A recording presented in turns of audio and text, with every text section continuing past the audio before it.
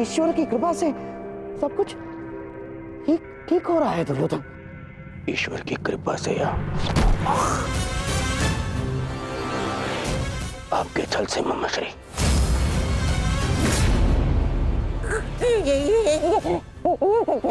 क्या कर रहे हो ये?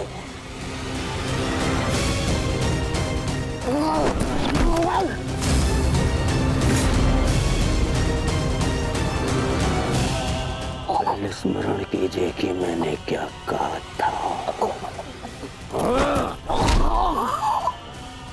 विराट पर प्रस्थान से पूर्व मैंने क्या कहा था मम्मश्री? क्या करो? अपने मामा पर प्रहार कर रहे हो? और जो आपने मेरे पुत्री के साथ में किया वो क्या था? मैंने कहा था कि मामाश्री मेरी पुत्री है, वो उसे अपने षड्यंत्र में सम्मिलित मत करना। स्मरण है।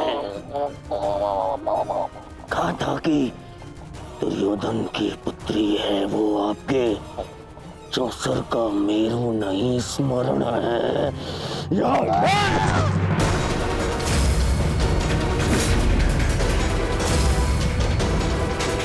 छल किया आपने मेरे साथ।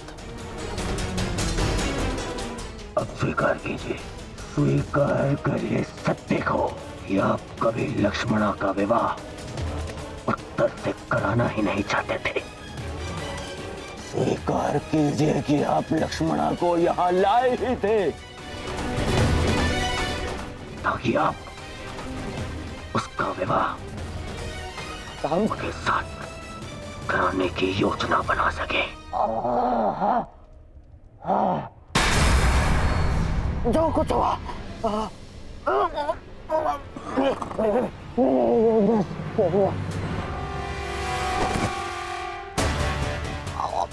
परंतु क्यों? आपसे अच्छा कोई नहीं जानता कि मैं कृष्ण से कितनी घृणा करता हूं। फिर भी आपने मेरी पुत्री का विवाह उस रणछोड़ के पुत्र से करवाने की योजना बनाई।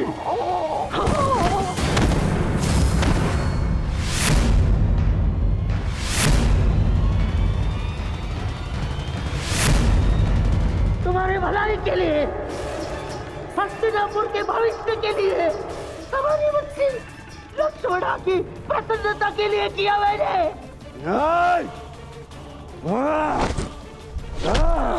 बस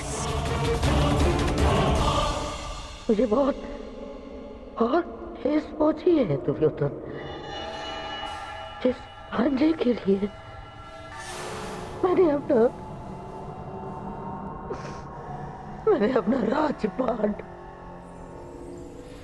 अपनी प्रजा सबका त्याग करके यहाँ हस्तिनापुर में बैठ गया। इसे इतना अपना माना मैंने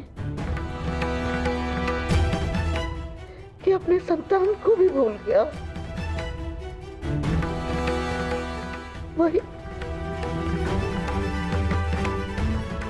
वही आज मेरे प्राण लेने निकला है दुर्योधन। मैंने ये सब इसलिए किया कि होने वाले महायुद्ध में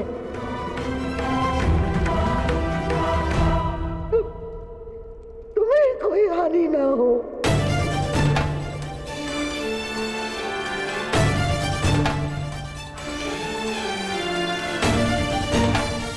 ऐसे लक्ष्मणा का विवाह करा, उस शाम से विवाह करा, क्या मैं बिना युद्ध के पांडवों से जीत जाऊंगा? नहीं, परंतु पांडवों की विजय के मार्ग में बाधा अवश्य आएगी। बाधा अवश्य आएगी।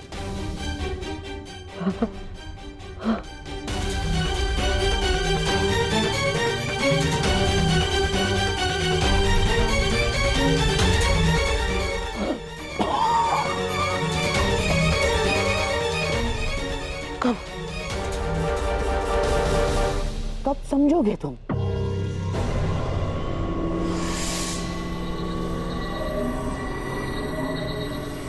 यदि यदि मैं ये ना करता तो कोई और करता,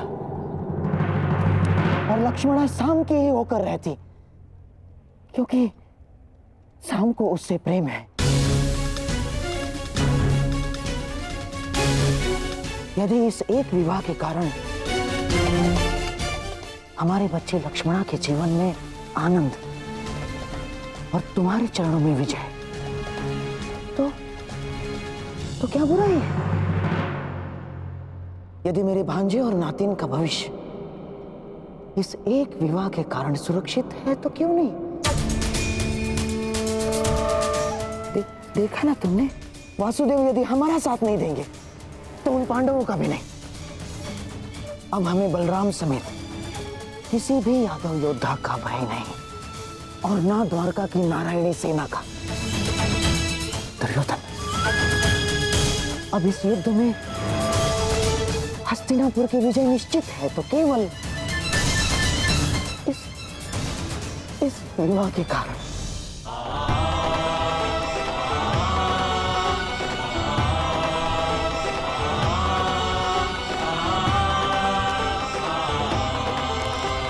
देखो कान्हा, भाग्य किस प्रकार बदलता है।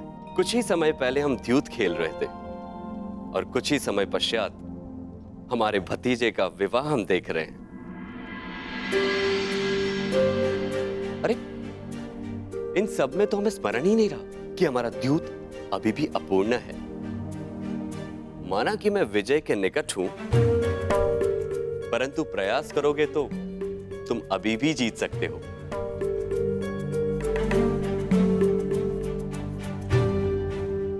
क्षमा चाहता हूं दाऊ, परंतु ये दाव भी मैं पूर्ण नहीं कर पाऊंगा। क्यों? क्या हुआ? चूंकि महायुद्ध की भांति हमारे दाव की स्थिति भी विकट है, और विकट स्थिति में भाग नहीं लेना चाहिए। इसका आदेश आपने ही मुझे दिया है ना दाऊ?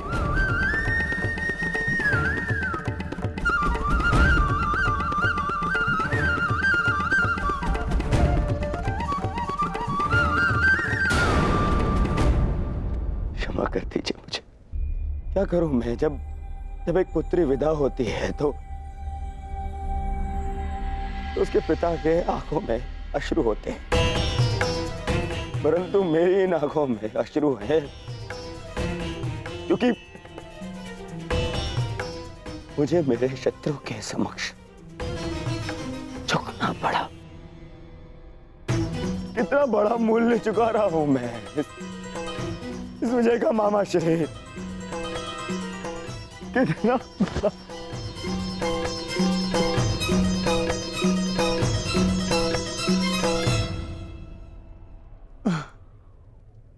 संसार में ऐसा कुछ भी नहीं दुर्योधन जो बिना मूल्य चुकाए मिल जाए। जीवन का मूल्य चुकाना पड़ता है, भोजन का मूल्य चुकाना पड़ता है। ठीक उसी बात है, पराजय और विजय का भी मूल्य चुकाना पड़ता है दुर्योधन। और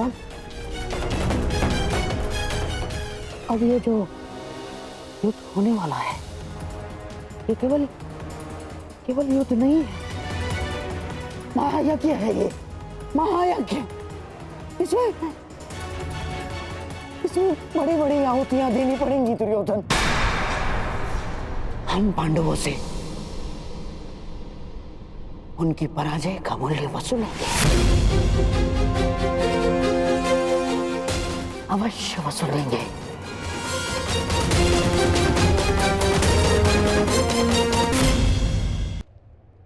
कान्हा,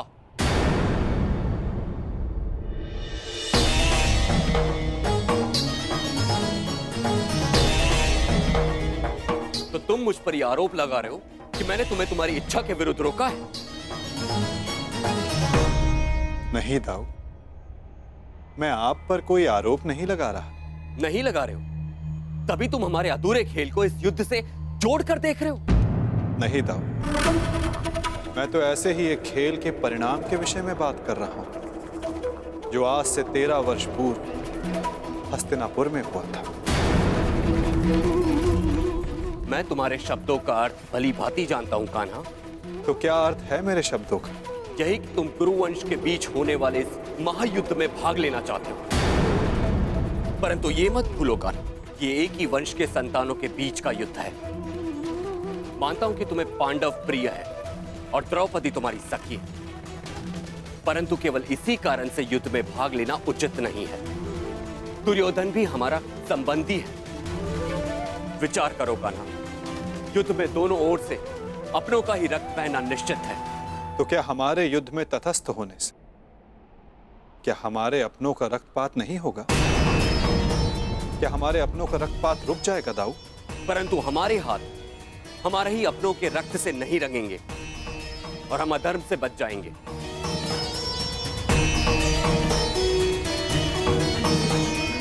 हाँ दाऊ, हमारे युद्ध में तटस्थ रहने से हम इस रक्तपात से अवश्य बच जाएंगे, परंतु क्या हम उनकी रक्षा कर पाएंगे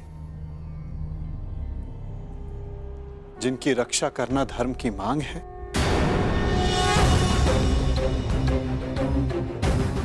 क्या नदी की धारा में किसी को डूबते देखना धर्म है दाऊ, या उसे बचाने का प्रयास करना? यदि धारा को बदलना है तो वस्त्र के भीगने का भय त्यागना पड़ता है।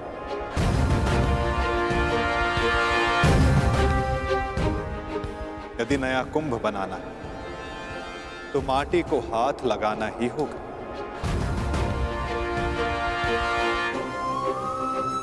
आप तो योद्धा हो दाऊ, क्या व्यू से बाहर रहकर व्यू को भेदा जा सकता है?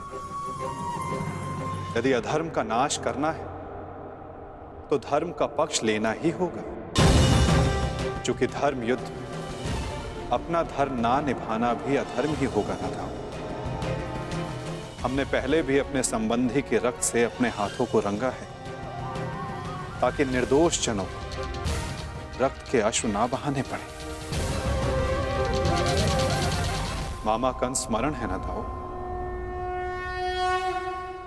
जो भी होगा ना, मैं इस युद्ध में भाग नहीं लूंगा। मैं आपको इस युद्ध में सम्मिलित होने के लिए बाध्य कर भी नहीं रहा हूं दाऊ। आपके निर्णय का पालन कर, आपके वचन का मान रखना मेरा धर्म है, जिसे मैं पूर्ण अवश्य करूंगा दाऊ।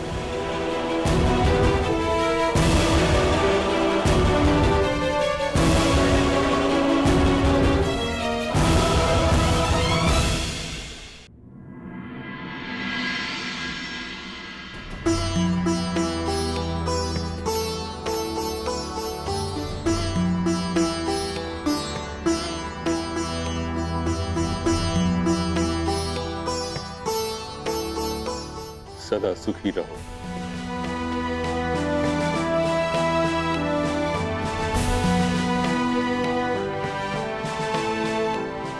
पुत्रवती भव।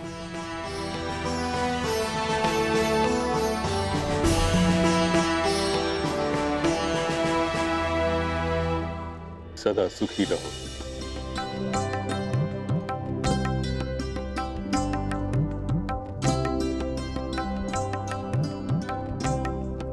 पुत्रवती भव।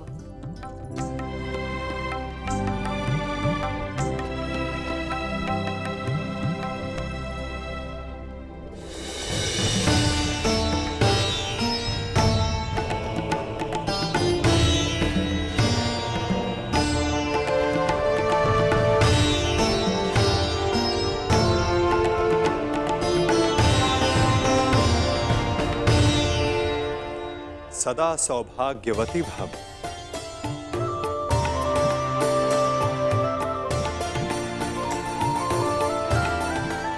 पुत्री लक्ष्मणा, मुझे बहुत प्रसन्नता हुई कि तुम्हारे पिता ने कन्या की स्वतंत्रता का मान रखा।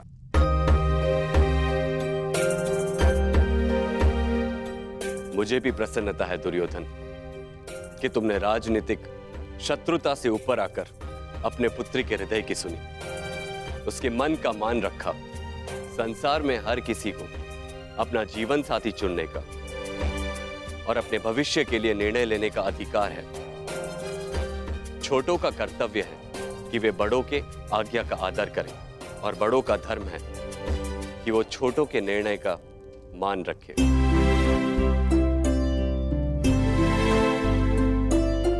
और मैं भी आज यही करने जा रहा हूं।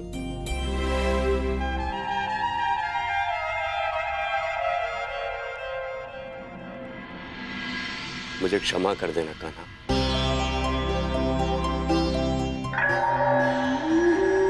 मैंने अपने अधिकार का अतिक्रमण किया। तुम्हारी ओर से मुझे निर्णय लेने का कोई अधिकार नहीं था।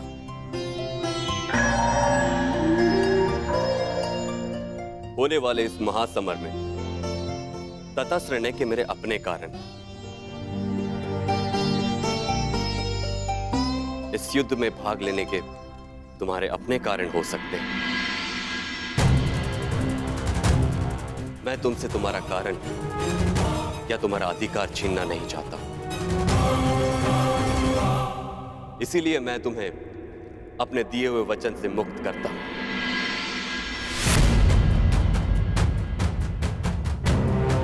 और युद्ध में तुम्हें किस पक्ष में जाना है, उसका निर्णय तुम स्वयं ले सकते हो।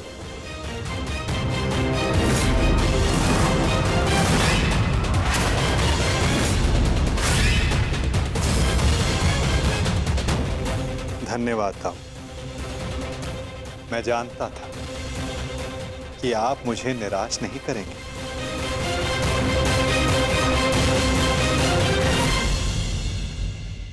वासुदेव, हम दोनों ही आपके संबंधी हैं। आप किसके पक्ष में रहेंगे?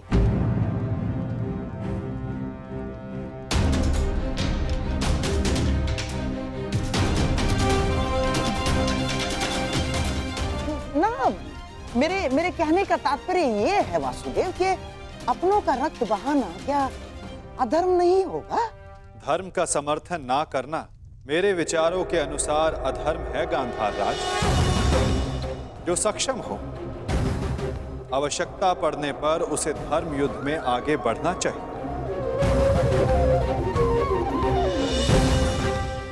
और मैं इस धर्म युद्ध में सम्मिलित होऊंगा।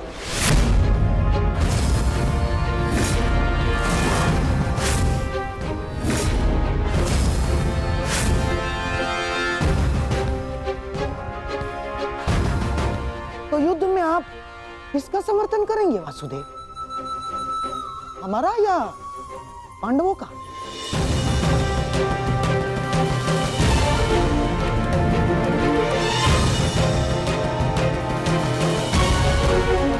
उसका गांधार राज जो मेरे पास सर्वप्रथम समर्थन मांगने आएगा।